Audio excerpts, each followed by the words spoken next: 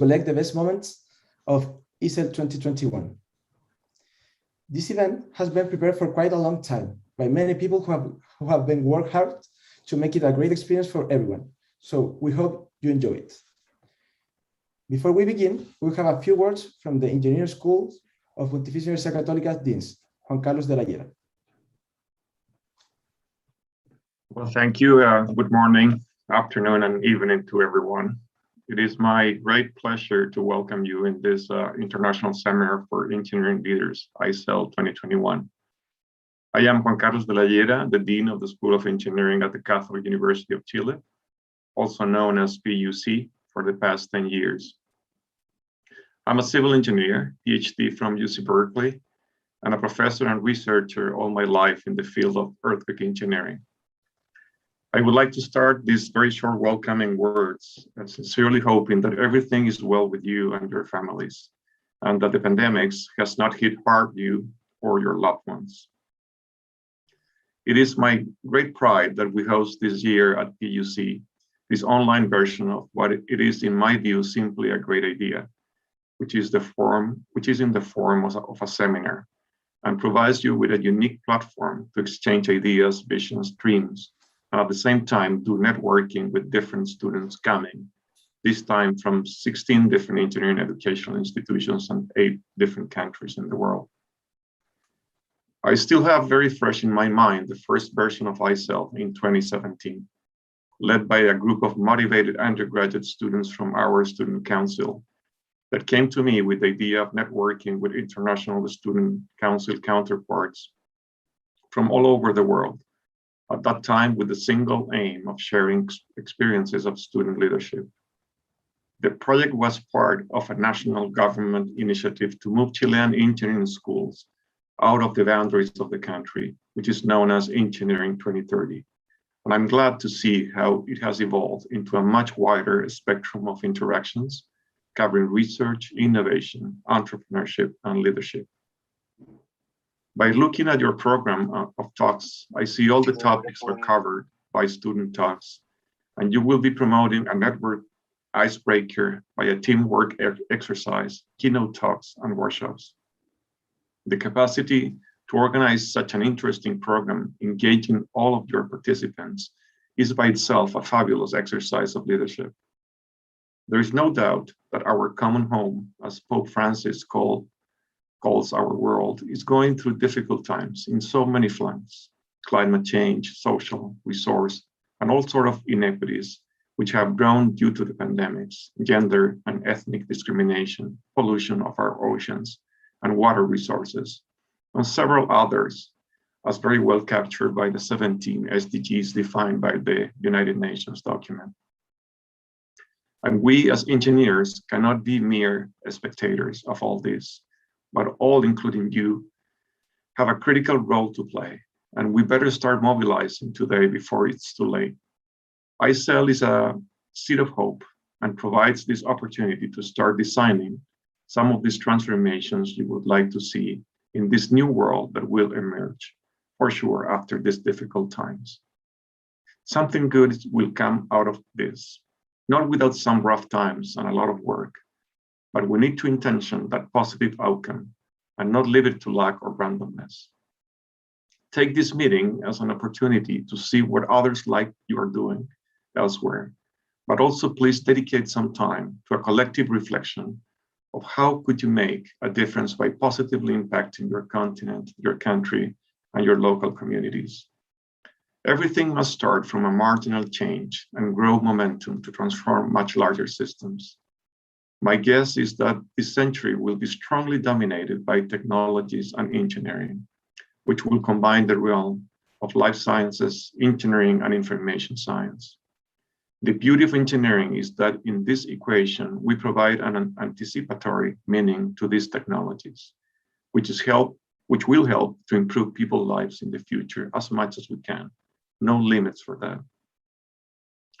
As a faculty member that has gone through and organized many conferences, I very well know that the amount of work that such an event requires for people behind the scenes, especially knowing that all of you students need to reconcile this organization and attendance with the required work for your engineering or graduate studies. But it is worth doing it.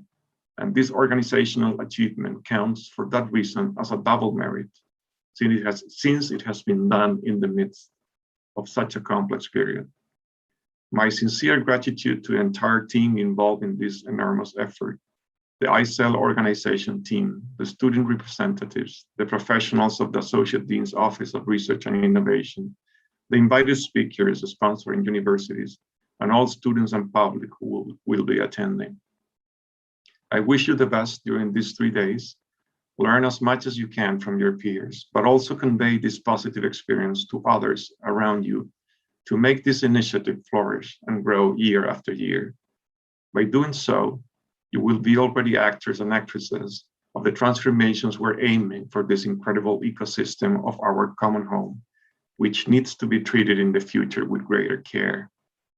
Open your minds, listen to others, let new ideas emerge, but also commit effort to see them implemented as soon as we overcome the pandemics.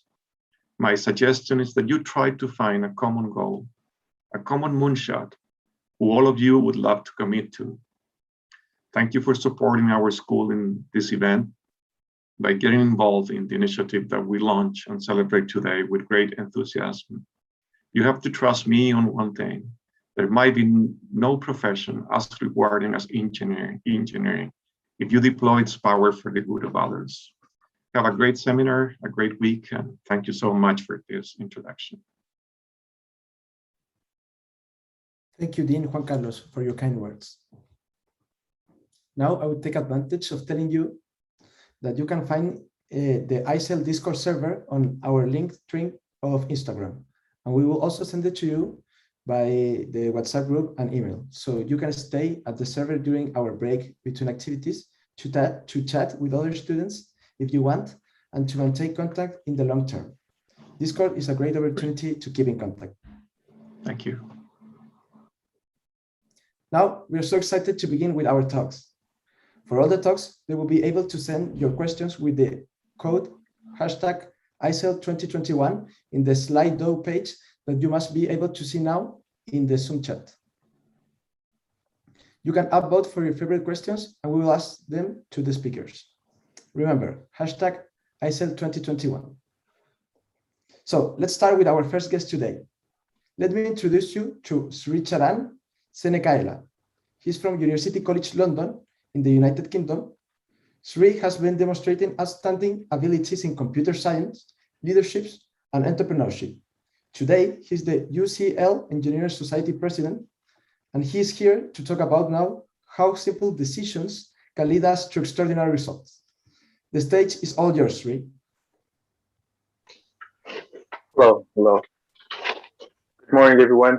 Thank you, ISEL, for providing this opportunity for me to come here and speak. And without further ado, I will begin.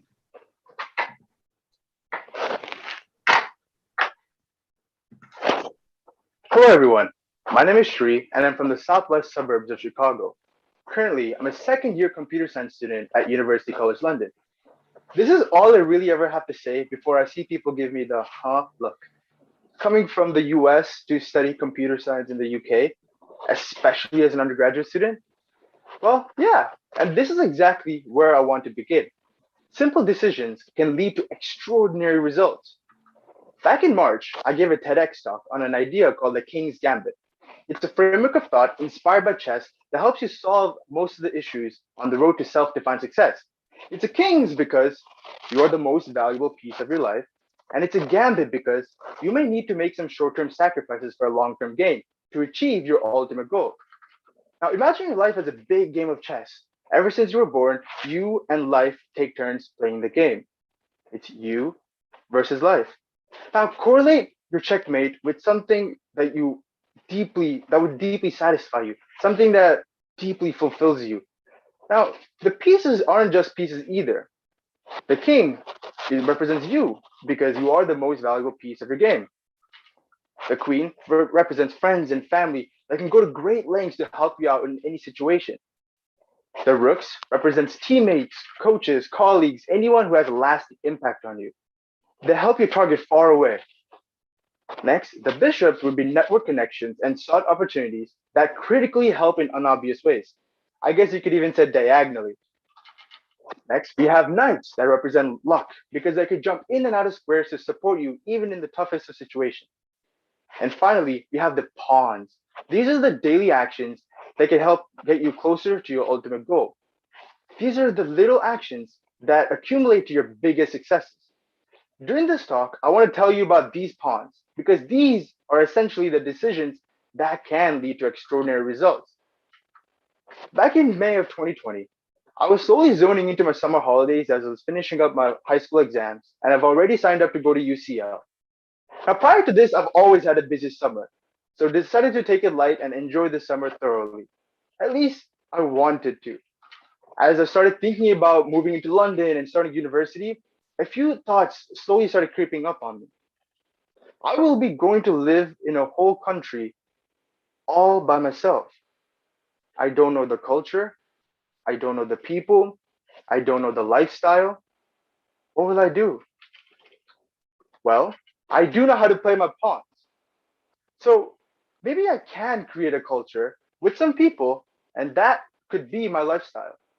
And that's what I did. I created the computer science group chat to connect with fellow students. In these chats, I heard firsthand stories about life in other countries.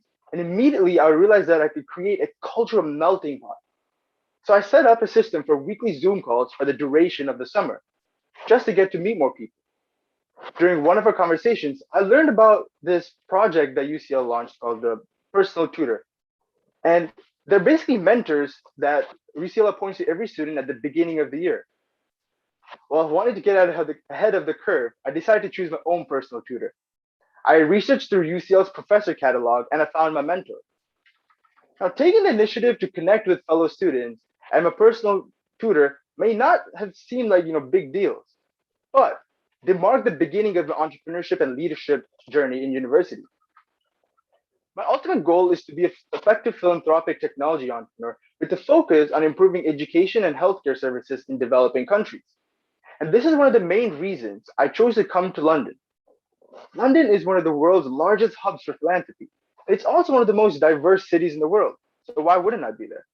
And when I spoke to my personal tutor about this, he immediately connected me with two startups that mirrored my visions, Governance Pulse and My Charity. At Governance Pulse, our mission was to build business intelligence tools to bring company governance to the 21st century. In September, I started off as a simple front-end developer for the team. But because I was able to dedicate 15 to 20 hours during my academic week, I slowly learned a thing or two about product development. And as time went on, I naturally took ownership of the project, and I became the unofficial product manager, delegating tasks, doing market research, creating a project pipeline. This is everything I just got into doing this. Impressed by my work, the founders of the startup even gave me the soon-to-be CTO position of the newly found organization. And quickly, once we finalized on our proof of concept, I began building it. Unfortunately, though, the proof of concept did not generate enough traction for us to continue working. So we dropped it. It was a failed startup. But it wasn't a failed opportunity, though. Because you see, my decision to work at Governance Pulse for a year helped me learn some valuable lessons. I knew how to work in a team, how to organize a call, manage my tasks, create a project pipeline, and I was comfortable with leading a project without always having every single detail planned out. Although Governance Pulse was a failed startup, the lessons I learned were the extraordinary results that it presents. This experience played a vital role in helping me push my pawns forward and helping me achieve my ultimate goal of becoming a philanthropic technology entrepreneur. Now, with this project closed, I decided on my next mission to take my newly learned skills to my other startup, My Charity. My Charity is a UCL-backed tech for good startup focused on initiating a collaborative effort between donors and charities to foster the digital social good community. Currently, we're quickly growing with a team of 20 people in 4 departments. But we weren't always like this. Way back in the summer, when my personal tutor connected me with the now co-founder of My Charity, it was just the two of us with a grand vision. But I saw an opportunity with aspiring talent in the computer science cohort when I networked with them. And when I explained the idea to them, two of them seemed very keen, and then they came on board. Now, as four co-founders of my charity, we began the market research to better understand the problem and the solutions to get a full picture of the charity landscape within the UK. Soon, we gathered enough information to start building the project, to build a proof of concept. And as we were developing the project, my personal tutor was kind enough to connect us with the UK Charity Commission, which is the regulatory board that manages all 170,000 charities in the UK. And when we met with the Charity Commission, they were quite happy with the progress we've made so far, and we may potentially collaborate in the future. And this is when we really took off. When we opened our internship applications on LinkedIn, we had over 150 people apply in 2 days. With enthusiasm, our newly recruited team helped us grow to the stage that we are in now. With our finished version of the beta version, we were able to push for enhancement and keep improving and reach out to charities and donors to showcase our product. Now, the results of this project are quite extraordinary as well. Not only am I on track to have a real impact in the world, I am perfecting my understanding of the product lifecycle, discussing ideas and requirements with teammates, developing a strategy, building a software, testing its performance, and iterating quickly. Then to accommodate so many developers working on the project at the same time, we ran daily Scrum calls to keep us all in track. To give developers some flexibilities, we even allowed them to finish their own tasks on their own time, as long as they get it done by the expected date. And maybe this could be the key to workspace satisfaction, because many of the developers decided to stay well past the 6 weeks that we asked them to stay. Again, it was the simple decisions, the little pawns, the little movements that led to the improvement of the workspace satisfaction or the quick development of such an impactful project. Every day, my actions not only reinforce the power of the King's Gambit, but also help me get one step closer to my ultimate goal, to my checkmate. Now, reaching out to my personal tutor and speaking to my computer science friends were just the first decisions that I started off with. But I kept leveraging the results to help me work on bigger and better projects. And certainly there were more projects. For example, my constant interactions with the engineering community within UCL helped me get elected as the president of the Engineering Society. There's nothing inherently special about me. It's just that I take an initiative to get to work. And that may be the reason that I was elected for presidency, even as a second-year student. This year, we built the largest collaborative partnership at UCL called the Engineering Coalition. It is simply a network of societies. Think of it like a Silk Road that opens it up for all engineering societies to enable collaboration on bigger socials, bigger career events, and drive more company sponsorships, and ultimately support our members in a more efficient way. Again, this project started off with a simple decision to help out the engineering community at UCL. This is exactly what I want you to take home today. Simple decisions can lead to extraordinary results.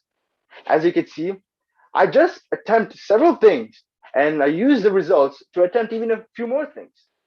Just like me, you don't have to be the smartest or the strongest or the fastest person in a room. You just have to take the initiative. That being said, you have already started. You're attending this event today. It's an international seminar for engineering leaders. Use this as an opportunity to network or discuss ideas with the speaker, or even ask the organizers how they were able to put together such a fabulous event. You will definitely learn a thing or two for sure. So leverage this opportunity and make your next decision. Thank you.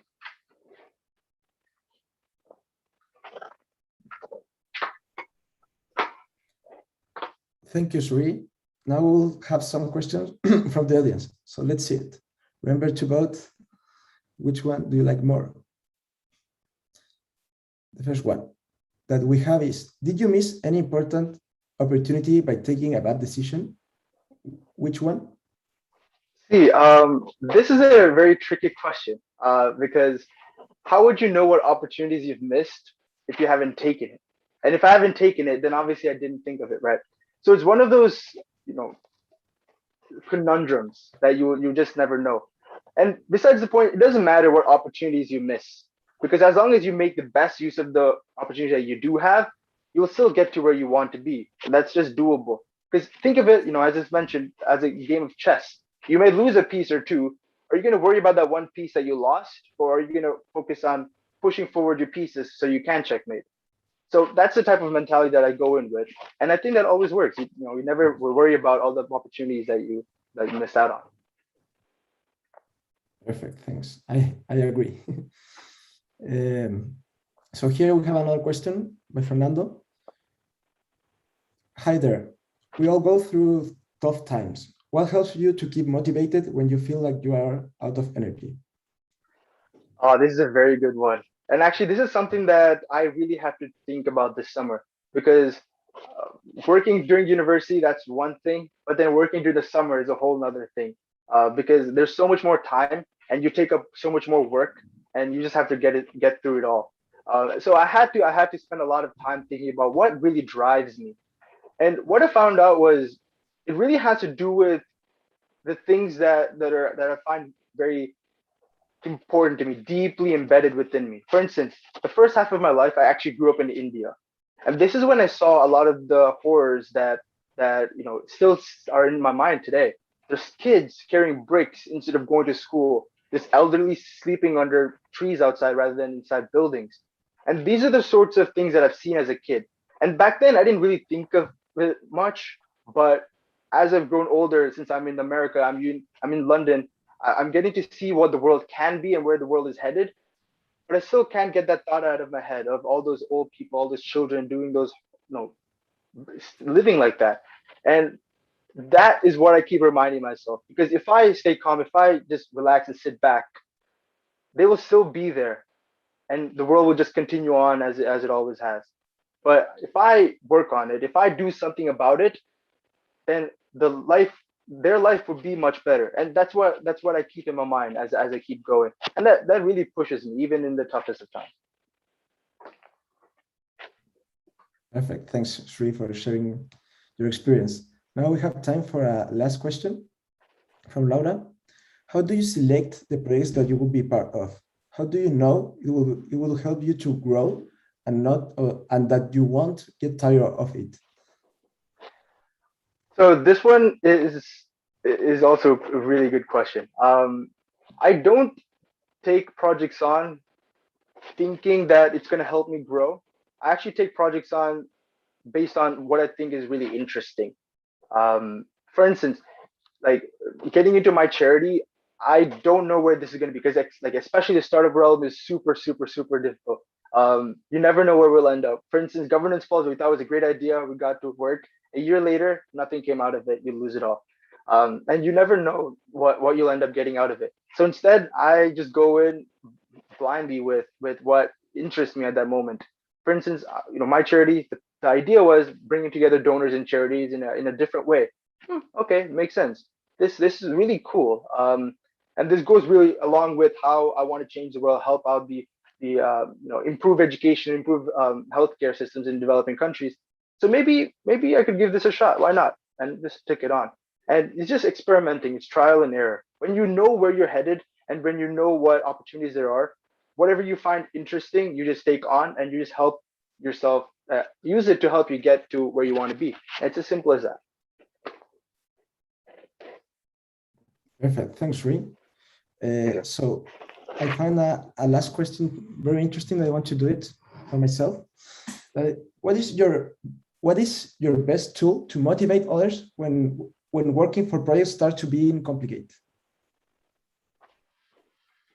Oh, sorry, could you please repeat that? What is your best tool to motivate others when working for projects start to be complicated? Okay. Well, I show them the grand scheme of things because in the grand scheme of things, if it's a complicated project, it's going to be hard. It's a lot of hard work. We may have to work until 2 a.m. in the morning. It's going to get hard, but there's always light at the end of the tunnel, and that's what I keep reminding our team. It's, hey guys, okay, you know what? It's going to be hard for this. It's going to be really tough for this 1 month. It's going to be really tough for these next 2 months. But at the end of these 2 months, we could reach out to Microsoft, we could reach out to Salesforce, we could reach out to Google and see what they would think. And these are the sorts of things I tell them, and it motivates them. It's all about enthusiasm and passion because this is actually a study, a study, and they presented this at a lecture at MIT. The professor was talking about, how do you engage others when you speak? And one of the top qualities is always passion. And when you, as a leader of a project, have deep passion for something, it's super easy to catch on. So when you say, "Hey guys, let's get this working," it's 2 months, we'll work hard, it's okay. But at the end, we'll reach out to Microsoft, we'll reach out to Google, this sort of thing. When you say with enthusiasm, when you say with passion, and they could tell that it's real passion, it's not something fake that you're just making up. That is really what drives the team, and it's been working really well so far in all the teams that I've worked with. Perfect. Thanks again, Sri, for your Thank you so amazing much. talk and sharing with us your experience and how simple decisions can lead us to extraordinary results. Thank you for having me. So now a friendly reminder, I want to remind you all, if you can turn on your cameras to see you face to face and to make a more close environment. So now let me introduce you to our second guest of the day, Catalina Sarmiento. She is from Pontificia Universidad Católica in Chile and has been demonstrated outstanding abilities in the data and process analytics field. She's here today to talk about women's inclusion in the labor market, specifically from her perspective as a woman with autism spectrum disorder. Remember to make your questions using the code #ISEL 2021 in the Slido page. Welcome, Catalina. The stage is all yours.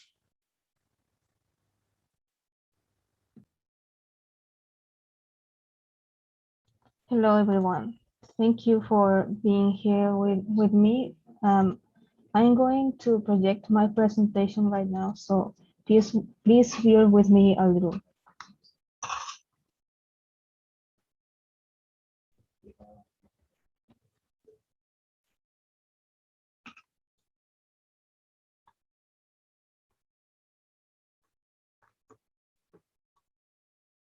Catalina, can you project your presentation? Are you able? Yeah, I think so. Okay. Wait. Can it be seen right now? Yeah, it's okay. Okay, thank you for the wait. So, I'm Catalina Sarmiento. I come from Pontificia Universidad Católica de Chile, and I'm an engineering student. I studied electrical engineering with a major in robotics. And I am here to tell you more about autistic people and how our experience is through life itself. So let's start off with this. Think about being alone in a forest. If there's a jungle in which you just were thrown in, you don't have any survival tools, you don't know anything about predators in there, or even what to eat in there. You are completely alone with no help. So stay with that feeling for a little, and I will tell you about how this relates to our experience. So autism spectrum disorder has three main characteristics. First, there's difficulty with communication, then restrictive interests, and repetitive behaviors. Well, this is just a very broad definition, but this has many translations in real life. So I will start with what you can actually expect on a day-to-day basis from a person with autism. So first of all, this is not very known, but it is a person that is more or less sensitive to sensory input. This means that, for example, when you open a can that is normally not a very loud sound that can be annoying to most people, but for a person with hypersensitivity in that matter, it can sound like a megaphone or a very loud instrument being played just besides their ears, and it can be very distracting. In the case of smell, for example, take strong smells like coconuts or paint, and just try to imagine having that smell just in front of your nose and staying up there for a long time. In the case of touch, well, normally hugs are not an issue for most people, but for a person with hypersensitivity, it can feel like a tsunami washing over the entire bodies, through their skin, to their spine. What about taste? Oh, people with hypersensibility can distinguish between various types of potatoes without even knowing them. They just feel the distinct flavors very strongly in their mouths. And when it comes to vision, take for example this hallway that is full of reflections and very bright lights. Now, this is normally not very annoying. It can be annoying most of the time, but not very annoying. But for a person with hypersensibility, each of those lights and the reflections in the walls and in the floor can feel like a sun in front of their eyes. Oh, a second aspect is it's a person with trouble reading facial expressions and body language. That is the part that is mostly considered the disability in case of autism. Why? For example, take body language. Why are these people pointing? Well, it's not where, it's why. For example, the one in the left is pointing upwards while speaking assertively about certain topics, whatever. But why are they pointing? Why do they need to point while they are talking about something else that doesn't have to do anything with any direction? So the sole act of pointing upwards, it makes no sense for a person with autism. And it can be even worse when a person points towards themselves, because where are they pointing? Towards their inner organs? Why do they need to point at their organs? It's not easy at the start to know that that's actually just saying me, pointing at themselves as people and not at something. And facial expressions are a very difficult topic for most autistic people, especially when they are children, because autistic people see faces like potatoes with very little detail.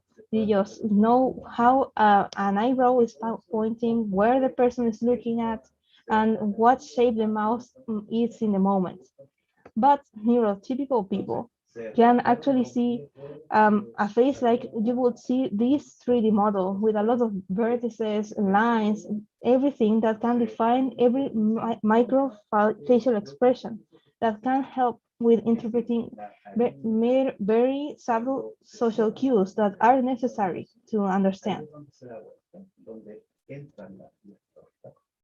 Also, a person with autism likes having routines and following clear and consistent rules. This has a lot to do with the sensory input and hypersensibilities. Why? Well, the autistic child will try to have a routine from the very start. If not, they will be upset. I mean by that, for example, just wake up, take your breakfast, go to school, play a little, study some more, do your homework, go to eat some more, and then go to sleep. A very basic routine. But if that routine were to not be accomplished in some day, it will be deeply troubling for the child.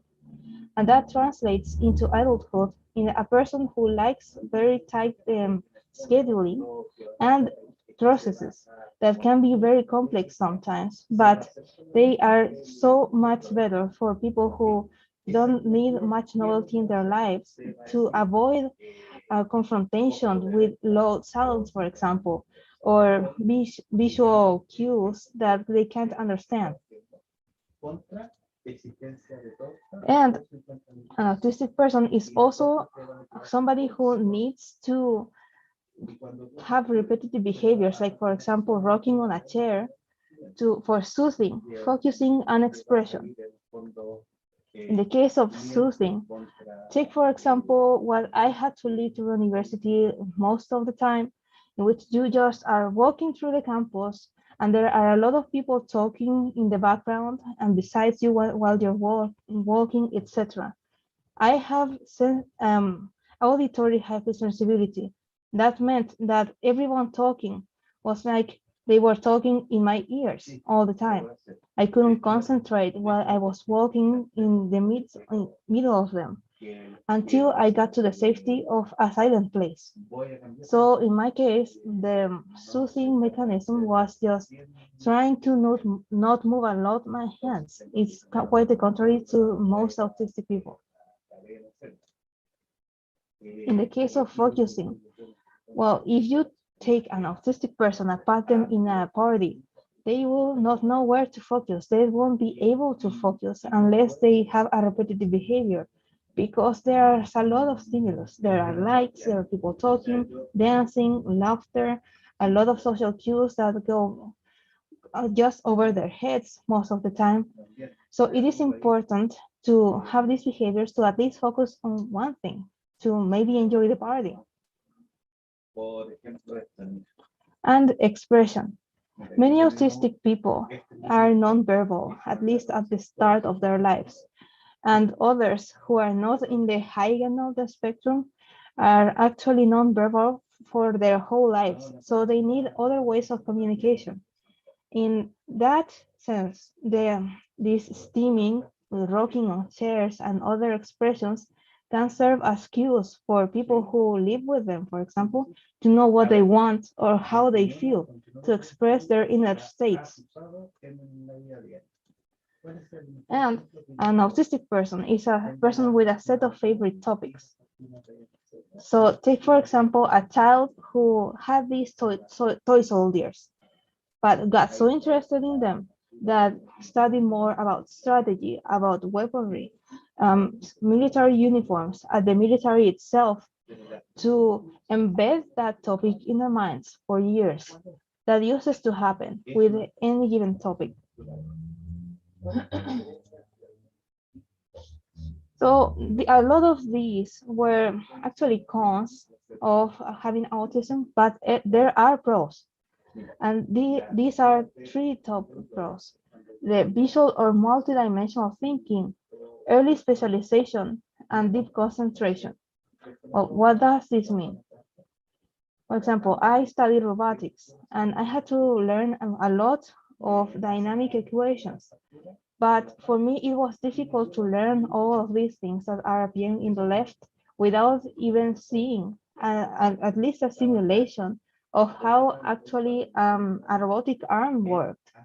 So I had to 3D simulate everything in my head to then append to each one of these joints their equation and then understand what those variables in the equation were doing. It was not a linear thinking. It was not an inner voice. And it needed to translate this that is written into spatial cues for my mind to understand. Also, there's early specialization. In my case, there was my favorite show as a child that was named Cubics, and it was a humanoid robot that saved people. Ta-da. But that was my specific interest for a long time. And that made me go to university and choose robotics as my specialization too. Not only because of the reasons that I had as a child, but because I ended up knowing that I wouldn't be complete without actually studying robotics because I liked that topic so much. And deep concentration. This works for anything, but in my case, for example, if I see an electric car, I not only see the car and its design, I see how the energy is distributed within it, how it works mechanically, how it senses its environment if it is autonomous, and even I can remember how the stocks of that company are doing right now, just at a glance, because I hyper concentrate in that car. Now, this translates into real life in many ways. So I'm going to start with how it was in school. Well, in many schools, there are inclusion programs, but those are designed normally for other things, for example, ADHD. And also the existence of these programs are not a law in many countries in the case of autism in general. There is not indication that you should have a specialist in autism, or at least in differential education focused in autism in any school. So that has pros and cons. The pros are hyperfixation or being in the zone. You can achieve that for as long as you like and in whatever you need. But that has the con that you must be practically alone to actually do that because overstimulation can lead to permanent distraction. Another pro is visual thinking or multidimensional approaches. That is what I told you about thinking in 3D or at least in images. Those are useful for many subjects because they tend to make you understand faster some things, especially in math. The creativity for problem solving is also a pro because of this divergent way of thinking that makes you think differently and see things differently. So you achieve different solutions. And the autonomous learning is easily encouraged by practical example because you have to show one practical example to an autistic person to make them hyperfixate in it and make them that their favorite topic for at least some time. These three last things have also their cons. This, for example, a con is learning material is optimized for people with an internal narrative, not for people who think visually. So you would see a lot of things described for a person who narrates themselves how something works, not showing a person how something works. Also, the exhibited ways of thinking, moving, and speaking are causes of ridicule and scorn in the case of small children. And you can also be labeled as a difficult student just because you need special conditions. Now, these are the stop school stressors. These are the lives of inside the schools for autistic children. There's chatter, peer pressure, sensory stimuli, group activities that can be distressing just because they are social activities, fine motor activities because we tend to be clumsy, and big distractions because we are literal. This is enhanced in female students. They have to have very specific coping mechanisms different from the male students with ASD. So for example, the chatter is met with learning idle chat, reading trivia, watching movies and sports. So just so you can have a topic with which to start a conversation, not because you are actually interested in those. Peer pressure, look feminine, don't talk too much, the typical stereotype.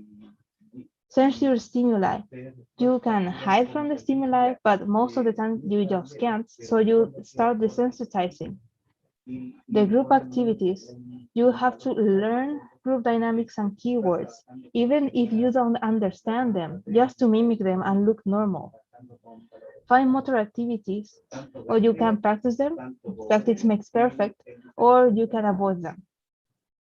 And the vague instructions, they are met with asking for clarification every time they are given, and that can be bothersome for most people. So if you sum all of those factors, the school plus an often biased STEM education, which leaves female students with a worse base of study in STEM field, that can make female students with ASD even more handicapped through school unless they learn by themselves how to adapt. Now, if a person who's autistic gets to university, there's also differentiated challenges. Well, for students with ASD, choosing that the career is not that hard because of hyperfixation and because they probably have thought about it much before even think about university. Just this, they knew what they wanted to do in life because of their favorite topic. So the university experience is main 4 points. Group dynamics can vary between productive work and making the student with ASD overwork. Why overwork? Because it is easier to make the student who works faster because of hyperfixation do everything, right? Now, the vast majority of professors are willing to adapt teaching conditions to suit the needs of autistic students. That is optional in many universities where support for autistic students isn't a law by itself. And the gender gap in STEM careers that we know it exists, it's amplified in the case of female students with ASD. think about this. Females are starting with a handicap in STEM fields. And also add to that autism, that is a disability, considered a disability by many. So it is a double handicap to get into a STEM career. Now, in the classroom, when an autistic student is trying to understand a certain topic, there are also very marked difficulties. In my case, for example, when there was a lot of noise in a big classroom, people talking, or even just moving their bags or writing, that could be very distracting. Many of the times I couldn't take notes.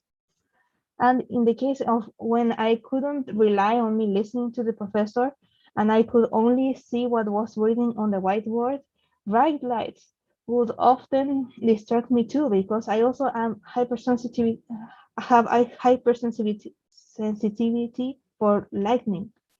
So I couldn't see the whiteboard, I couldn't listen to the professor, and I was left with wondering what was written and what was said, and reconstructing it after class. That meant that a neurotypical person needed less time to understand the same things that I had to understand in 3 or more times the time that the neurotypical person took. And that can lead to problems such as occasional depression, because when you don't have enough time to study, how can you know what you are going to be evaluated with? How can you become an expert in a topic if you don't even have enough time to study it? This is also met with coping mechanisms on another set of challenges for female students. For example, there's smoking. It is met with silence, sarcasm, or laughing too, even if you don't want to laugh at yourself. A work overload is met with escalating that situation to a professor. And if the professor doesn't listen, then you can only perish. There's nothing else. Unwanted attention that you didn't have when you were a child is met with avoidance or verbal warnings. You can't do much about it. Sensory stimuli. Normally, when you cannot desensitize enough, you need to establish a hidden study spot to be met with less stimuli that can distract you. And if you can't hide yourself, you have to get earphones, for example, when you have auditory hypersensitivity. And when people tell you, be a professor or a fellow peer, they tell you should not be treated differently because your disability is actually kind of imaginary. I cannot see you being disabled. You don't have a different face from everyone else because you're disabled. I don't know, whatever. You have to explain what ASD is every time so that it doesn't get misunderstood. And briefly, this also translates in challenges in the workplace.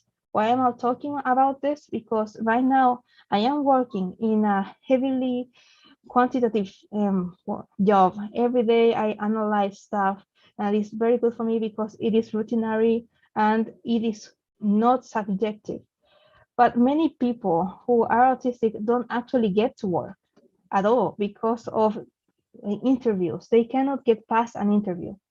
So let me tell you what it is like when you actually do get a job.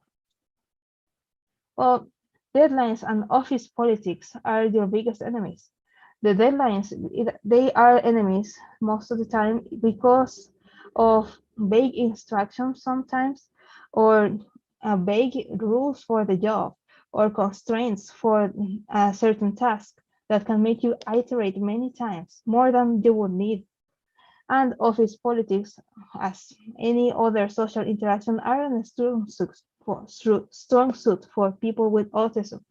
And that leaves you isolated in a workplace, or if you aren't included, especially, there isn't an effort to include you. And if it is a prerequisite for doing any task, then it will be good, maybe, if the goals or the procedures were established beforehand, before starting with the office politics. This is less of a problem when you are working remotely because you don't have an office in which you are cramped with a lot of people, and you can have your alone time to do your job in peace.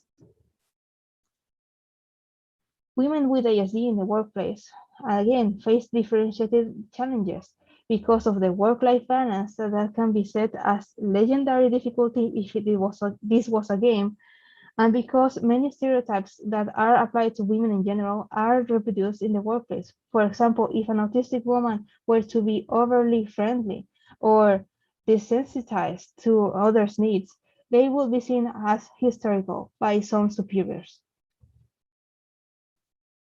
And where does this leave us? Well, we will see a lot of persons of autistic people rising all over the world and challenges being tackled differently. So my projections and what I see as next steps are focusing on what people with autism can do instead of their challenges. And if you can part with some social interactions or needs for multitasking or vague instructions, you can have a person that functions marginally different from any other person in a society. So remember when I told you about that example of the jungle? Well, now you can see how that relates to our experience, because we start knowing nothing, having to learn everything on how to survive in a society. And finally, we can become survival experts if we don't have too many challenges at first that could eventually make us not adapt well for the rest of our lives, especially when those challenges are met when we are children. So as a conclusion, I would like to say that autism is on the rise and we need to tidy up the place so more people that are coming can actually adapt to a new workplace, to a new teaching style in school and university, because the prevalence is rising. About 1 in 54 children are diagnosed with autism, and this figure varies by sex, 1 in 34 for boys and 1 in 144 for girls. So this figure varies by country. These are just US figures, but you can guess that this means that there are a lot more people who will enter the system over time. And this may double over the next 8 years. So we need to act now. Well, thank you for listening. If you have questions or feedback, this is my email.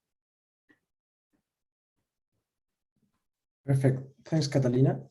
Now, for the people that is hearing us, please vote for your favorite questions. And here we have two that are in the same thread, Catalina. So how can we, as classmate or teacher, help making the classroom a more comfortable and enjoyable place for people diagnosed with ASD? Also, in the same line, what do you think that the universities can do better to make this entire college experience easier to the people with ASD? Okay, well, in the case of peers, you don't actually have to do much. You just have to treat us like any other person. And if you see an autistic person having a meltdown, please understand that it is because of something that you cannot sense. It is not because of some kind of weirdness or, okay, that person doesn't want to be with us. No, it is never personal. So please don't treat it that way. In the case of professors, please understand that there is a need for special conditions for studying. If you can leave us alone during tests, diminish our sensory stimuli while we are taking a test, that can help us really demonstrate what we know. Because if we take any test or are in classes in the same way that other people, we may learn less, and we may also perform worse in a test, even if we know what we are doing.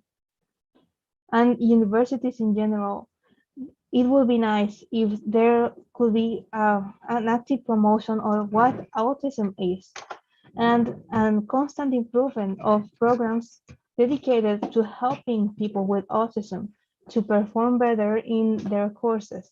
It's not making them have an easier time in university, as some may think. It's just leveling the field so everyone can play under the same conditions. Perfect. Thank you very much. I think I will have time for one more question. So here is Alejandra. I have heard that there is a common misconception in diagnosis ESD in women. How do you think this affects women with ESD in engineering nowadays? Okay, well, this is a very good question because in my experience, I wasn't diagnosed until I was in second year of university. I had no idea that I was autistic before then. And that was because nobody actually noticed because I didn't have the classic symptoms of autism. I wasn't stimming, I was adapt in some way to school, I had good marks, so nobody ever noticed or even cared. So this can be a handicap when you actually get to university, and special because you need help. You don't know you need help, and you weren't diagnosed until it was too late. So diagnosis for girls needs to be better tailored to our experience as girls and our personal lives that are different manifestations of autism. There's no one size fits all diagnosis, and that's why it's also difficult to recognize and try to help us. So for a start, please try to diagnose people better when in an earlier age. And if that person isn't diagnosed and is diagnosed later, then please help them, especially if they are a woman, because of the handicaps that a woman can experience in a STEM field, in engineering in special, in understanding things that they were maybe not very well trained for.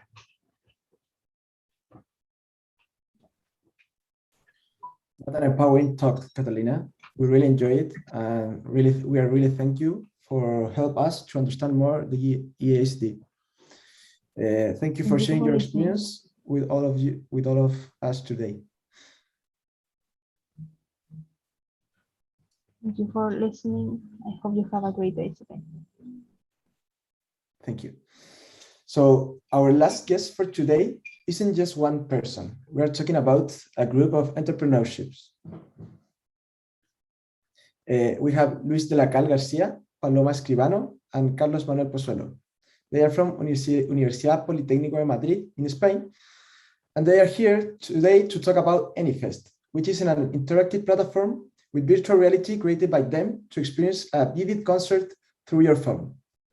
Remember to make your questions in the slide do, and now we leave you with this amazing team.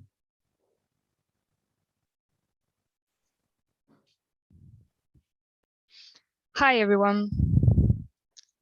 My name is Paloma. I'm my colleagues here at Luis and Carlos, and we are going to talk about our experience creating our startup, AnyFest. We will walk you through all the entrepreneurship process we followed, and we will end our talk highlighting a few key points.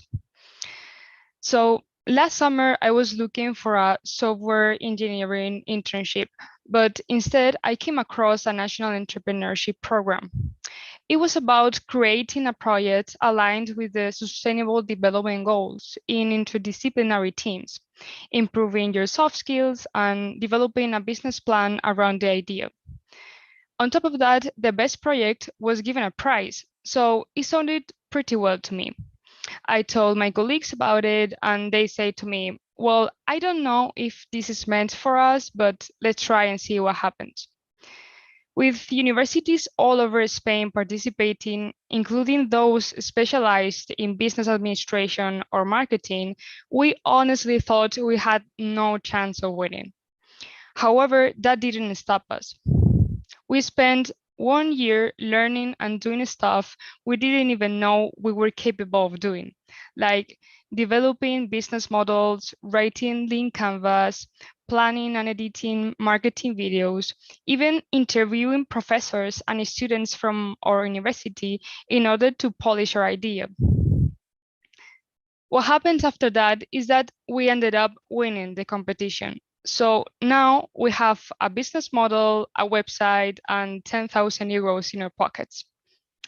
So the lesson I get from this that I wanted to share with you is try and see what happens, because that single sentence is what has brought us here today with all of you.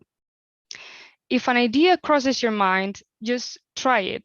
Even if you think that you're not capable of doing it, even if you think that you're not skilled enough, because your adaptability may be better than you think. Another key point in our entrepreneurship journey was the beginning. It is commonly assumed that when you want to start a business, the first step is to have a groundbreaking idea, something that is going to change the world. However, we realized we couldn't have been more wrong.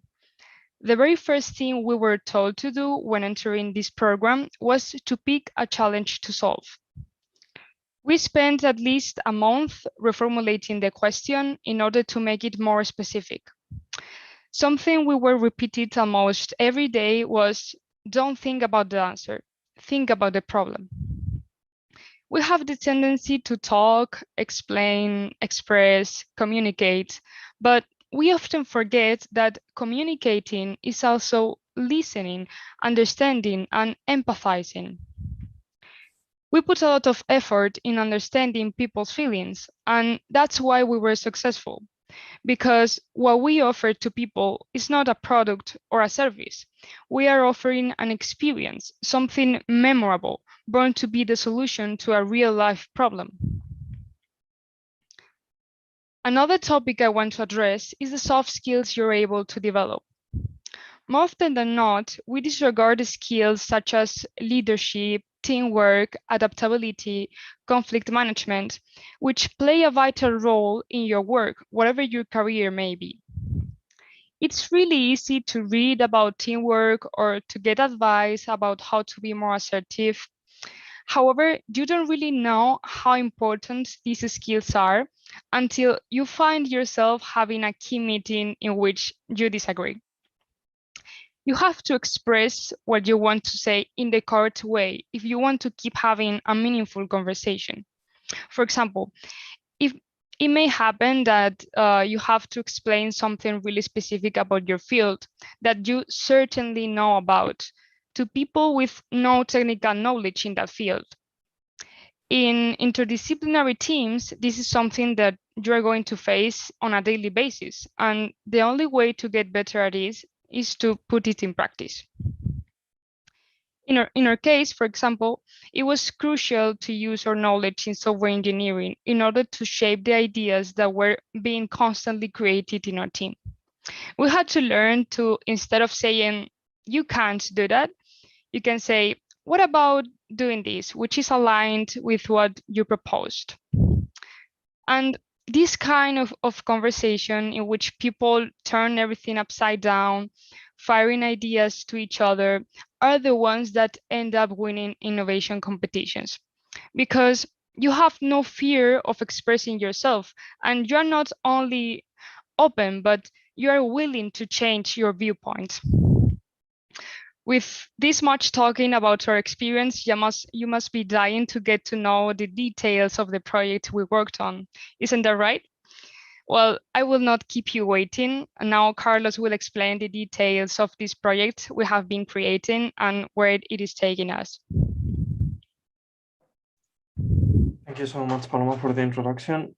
As you said before, we were given a question. How could we transform face-to-face entertainment activities to a new digital world?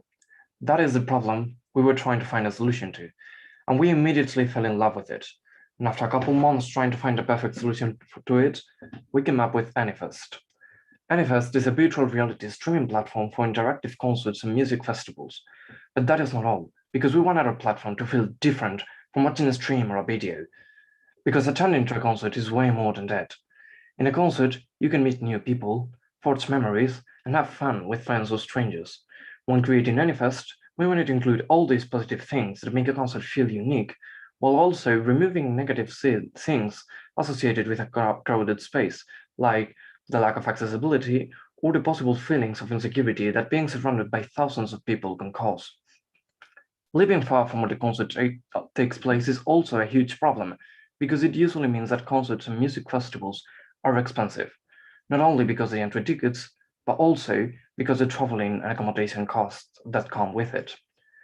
All these problems would be fixed if we took concerts to a digital world. Now, like I said before, we wanted to focus on interactivity to make the NFS experience differ from a video. To achieve this, we offer users to play VR minigames before the concert starts, like quizzes related to the concert artist or typical party games like beer pong or karaoke. Users will be able to choose whether they want to play these games in public rooms of around 8 users or in private rooms where they can relax with friends. Thanks to this, users will be able to interact with each other and create enjoyable memories even before the concert starts. And the fun doesn't end when the concert actually starts. Thanks to the inclusion of more than one camera, users will be able to see the concert from different perspectives, all of them in real time. They will also get to decide on some aspects of the concert with our in-concert tools, like which song will be played next. Additionally, users will be able to join a voice chat in a public or private room in order to enjoy the concert with friends or strangers. Now, thanks to all of this, users will experience a new concert idea with a lot of similarities to a traditional one, but without its disadvantages. They'll get to enjoy a concert from the comfort of their living room, becoming a much cheaper experience. And other platforms like Netflix already did this. Netflix began the digitalization of movies, making them easier to access, and NFS plans to do the same, but with music festivals, making them less of a luxury and more of an everyday thing. And as I've been saying all along, NFS will be really beneficial to users because it will provide them a different way to experience a concert. But it would also be very beneficial to artists as well. Artists will be able to fill a stadium full of fans while also selling digital tickets to the same concert, meaning that they will gain more for the same amount of work. And that is basically our idea. And I hope you all fell in love with it as much as we did. I'll leave you all in the hands of my friend Luis, who will be talking about the different stages of the entrepreneurship process. Thank you very much for your attention. And remember, NFest is way more than a concert. Carlos showed you the final idea, but this didn't happen overnight. The competition we participated in, Vodafone Campus Lab, was based on weekly or bi-weekly deliverables. Although it is not the only entrepreneurship process that exists, I would like to walk you through the different challenges we had to face to develop our idea. In the first weeks, we had a simple yet enormous task. We had to get to know each other as a group and decide on the problem we would be tackling. We ended up choosing the entertainment industry, and our solution would try to turn activities of the sector into digital experiences. As Paloma said, rather than fall in love with our solution, we had to fall in love with the problem. To do this, we gathered close to 30 people from very different backgrounds and prepared questions to dive deep into their problems relating to the entertainment industry. Even though the pool of people in our improvised survey was so diverse, we saw a clear trend. Everyone's focus in the realm of entertainment was on their community. Be it friends, partners, or family, everyone wanted to feel connected to someone. We also found out that almost everyone considered big events like concerts luxurious experiences that they could only afford to splurge on once or twice a year. With this in mind, we built a character sheet with the most common problems people had, building our ideal customer. Once this was done, we defined our mission, our vision, and values centered around everyone's problems. Now it was time to get to the idea stage, and the best way to get an idea is to come up with 100 of them. In a brainstorming session, no idea can be dismissed. The most important thing is forming a creative environment where everyone feels free to voice their ideas and opinions. After coming up with a dozen solid ideas, we place them in a graph, taking into account their impact on the problems we gathered and the effort required to turn them into the best fit to solve our problem. At the same time, we had to prepare a video that showcased our idea for the judges to see. After shaving off a couple of hours from our sleeping time, working on this task, we came up with a deliverable we were very happy with. Each week, we had an initial meeting where we would discuss what went right during the previous week and what could be improved. This ensured that we would learn from our mistakes and face them together as a group. The rotating rule system we decided on made everyone show their strengths and brought to light our leadership skills. A week after our last deliverable was sent, we received the news that we had qualified for the final round with 3 other groups. Having the best score overall in the previous round could have made us feel overconfident, but instead we kept on pushing even harder than before, knowing that the other competitors had solid ideas as well. The last round was centered around maturing our idea. We first had to develop a lean canvas. A lean canvas is a fast and concise business plan template that defines the key aspects and assumptions of our idea. We had to define, among others, success metrics, problems, solutions, alternatives to our solution, earnings, and costs. A lean canvas is preferred in the early stages of developing an idea, since it is a faster and more concise way of working than building a full business plan. We built a preliminary lean canvas with all the knowledge we had yet, but to bring it to the next level, we would need some help. We designed different interviews for our different customer segments. These carefully made questions would validate or deny our most important hypotheses and make us gain powerful insights. After interviewing dozens of people from the different sectors, which included artists, producers, early adopters, and experts in the field of virtual reality and the music industry, our lean canvas evolved massively. With this under our belt, we took all of the things we had learned in the last months and built a business model plan of our idea, a longer and more complete version of the lean canvas, where our idea would really be put to the test. Now there was only one more challenge before the final speech, a rocket investor pitch. In a video format, we had to convince investors to give us the resources to turn Anyfest into our reality in 5 minutes or less. Even though our first video was incredibly successful, the stakes were higher than ever. We upped the production using the radio set in our university and invested a huge effort into making a beautiful video that would wow the judges. Feel free to check the video on our website if you feel curious about the end result. Here you can see it, it's anyfest.github.io. There you can also check the code of the website. The crown was just at our fingertips. We just had to explain our idea to 3 top-ranking executives in Vodafone who would later ask us questions about our project in a live stream finale. We prepared sleeplessly for this last step in our way to victory, designing a stunning presentation that would aid Paloma and me in captivating the judges' attention. To prepare for the interrogation, we wrote a 20-page document answering more than 30 possible questions they could have about our project. With this much preparation, the judges loved our idea and how it integrated the new 5D technology they had been working on, and we took the crown. Looking back, I feel really proud of all the work the whole team put into this idea to bring us to where we are today. Now let me reintroduce you to Paloma, who will share some afterthoughts in the speech. Thank you, Luis. As I mentioned at the beginning of the talk, it's crucial to be brave enough to try, because innovation in general is all about creating a culture of constant change, learning new skills, communicating effectively, and leaving behind the mindset of trying to find solutions to a problem that might not exist. Instead, try focusing on organizing your thoughts and analyzing how you can add value to your potential customer. Now that you know all the details of Anyfest and our experience, are you ready to start your own entrepreneurship journey? Thank you so much for listening. Perfect. Thank you, Luis, Paloma, and Carlos. let's see which question have the audience prepared for you. I think we have time for 2 questions. So let's see. When did you form or create the team?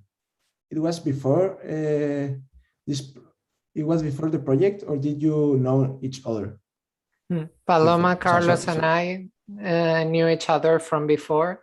So because we study in the same class and we study the same career, software engineering. But we also had other team members that belonged to different careers. And I think this was very positive because it allowed us to see many different perspectives that maybe we alone couldn't have seen. Perfect. So another question, can any fest be used for other scenarios different than a concert? Have you that in mind? Yes, we really thought about that. And that really comes in the name. We named it AnyFest because it is not only any concert. It can be any fest, any sort of big event you think of can really be transformed into the digital world. And we really took this into account. We are starting off with concerts because we really see an opportunity in this field and something that can really be expanded on.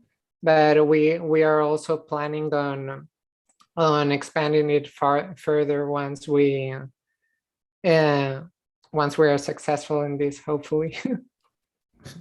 Perfect. So in the same line, what are the next steps that are you following with the project? Yes, for the next steps, we are currently working in a team with lots of different startups who have a lot of experience, and they are helping us to bring this to the next level. And also in exchange, once we know a lot about this world, we will also be helping other startups in this. So we are working on bringing this to our reality and making prototypes to really make it work. Perfect. Thank you. We have time for one more question. Let's say, what advice would you give to start looking for problems with potential for good solutions? Yes, as we said, it really everything is about thinking about the problem. We started speaking about the brainstorming sessions. I think this is a really good way of thinking not only about a solution, but also about the problem, just throwing everything there, and also thinking a lot about your environment. You can see what it is lacking, and also you must investigate what really is there, because sometimes something you think is a problem is already solved by something else. So really you must do a lot of research of your environment and just start thinking and brainstorming sessions of every possible problem that you could think of, and also validate it in every stage. Talk to people and see if this is really a problem they are struggling with. Perfect, thanks. Also, someone in the questions asked if you have any other social media that they can follow up. So maybe you can share it in the chat too. Yes, I will share it now. Thank you. So thank you, Luis, Paloma, and Carlos, for this wonderful talk and sharing with us AnyFest and all your experience as a team. Thank you for having us. Thank you very much. Thank you. So sadly, this is the end of the first block of today's activity. Thank you everyone for being part of it, and special thank to all of our speakers. Remember that you can watch tomorrow talks at the same time, and that we have our first workshop after this little break. And also, if you want to keep in touch with the participant students during this break, you can go to our Discord server, that you can find the link in our Instagram tree, and also it will be sent at the WhatsApp group. And in addition, we will send you feedback forms at the end of the day, so we can know how the activities are going and what do we need to improve. So we'll be really thankful for us if you can fill it, please. Also, for the people that will be participating in the escape room, please check your emails so you know which group you are part of for the escape room. If you haven't received it yet, you will be receiving it in the next few minutes. So that's it. See you